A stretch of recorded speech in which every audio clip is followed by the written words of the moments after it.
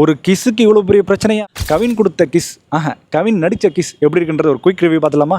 சேனலை மறக்காமல் ஃபாலோ பண்ணிக்கோங்க. கிஸ் இந்த படத்தினுடைய கதையை ஸ்பாய்லர் இல்லாமல் சொல்லணும்னா, கவின் ஹீரோயினுக்கு கிஸ் கொடுத்தாரா இல்லையான்ற கதையை நோக்கி தான் நகரப்படுது. இதில் ஒரு ஃபேண்டசி எலிமெண்ட்டும் ஆட் ஆன் படுது. இந்த படத்தினுடைய பாசிட்டிவே கண்டிப்பாக காமெடி சீக்வன்ஸ் தான். மேக்ஸிமம் ஆஃப் காமெடி சீக்வன்ஸ் எல்லாமே தேட்டரில் கிளாப்ஸ் எழுது.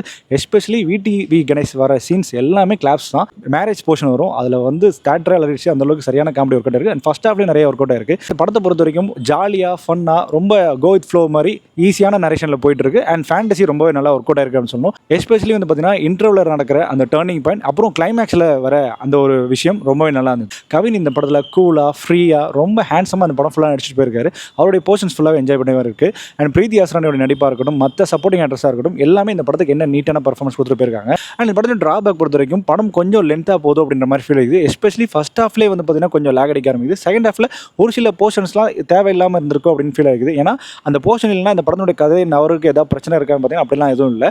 அண்ட் ஜென் மார்டினோட பின்னணி இசை நல்லா இருக்குது. பட் பாடல்களாக வந்து பார்த்தீங்கன்னா பெருசாக ஒர்க் அவுட் ஆகல. தேட்டரில் ஜாலியாக போயிட்டு ஜாலியாக வர மாதிரியான ஒரு வாட்சபிளான படம் தான் இந்த கிஸ். ஸோ இந்த மாதிரியான மூவி ரிவ்யூஸ் அண்ட் ரெக்கமெண்டேஷன் நம்ம சேனல் தொடர்ந்து ஃபாலோ பண்ணிக்கோங்க.